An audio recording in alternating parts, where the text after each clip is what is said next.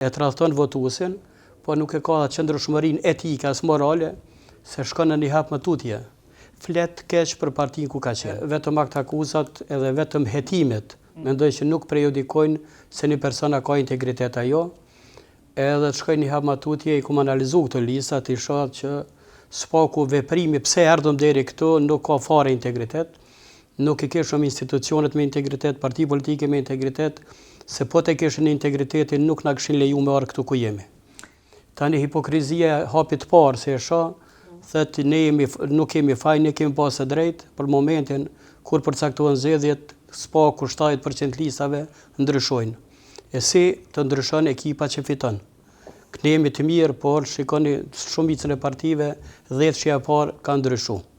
Tani çfarë integriteti këta kanë persona, mendoj që lista e gjëre veprave pa e përmendëm. A i sigurt 10 partë ka ndryshuar se në parti shtatë? Jo secilën, por shumicën e partive kanë ndryshuar 10 që e parë ose rendit janë listë, por nuk do të tentoj deri në fund përmbajtjes mos përmendja as partia as emra, por kanë ndryshuar. Edhe tani në analizën e këtyre personave shoh cili është integriteti i një personi i cili ka garu për një parti, ka nejt në atë parti, ka zbatu politikat asaj partie, nuk ka qenë oponent brenda partisë, edhe kur fillojnë zgjedhjet tjera e ndron listën ka lënë në partinë tjetër.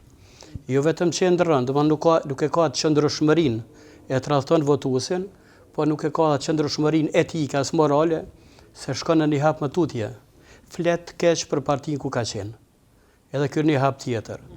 Pastaj këto listat mbrana nuk kanë fare garë, nuk ka garë të mbrëmshme kush do të fiton ose cila do të jetë atë vendos këshilli i përgjithshëm ose si kanë partitë organizuar, por ai sherifi i madh vendos për lista, vendos për renditje, vendos për gjitha.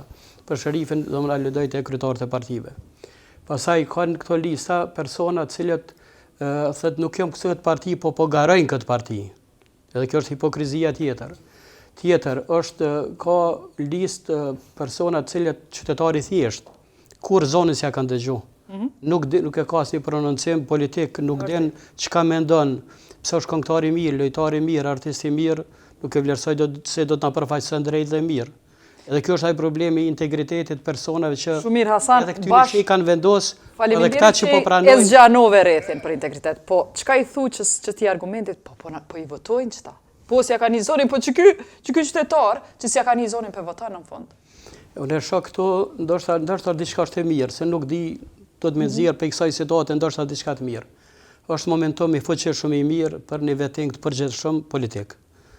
Mendoj që populli qytetar do të reflektojnë, sepse nuk mund t'i aludojmë na të kritikojmë ata, ne jemi të mirë ata po na përfaqësojnë keq.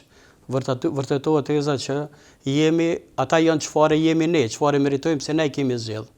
Por është momentum i mirë që qytetari të reflekton, të mendon mirë, ka kohë me mendu për kënd do të voton. Jo ndoshta ka vendosur për subjekte, po brenda subjektit nuk do të thotë ti voton vetëm 10 parë, po të lyp persona me integritet që listën e këtyre do të më gjetë edhe ka. Por me të vërtet edhe ai që u pasuru shumë dhe shpejt nuk bën më votu, edhe ai që është dëshmuar që 20 vjet ka qenë deputet, s'ka reflektu, s'ka qenë nivelin e duhur, nuk do të më votu.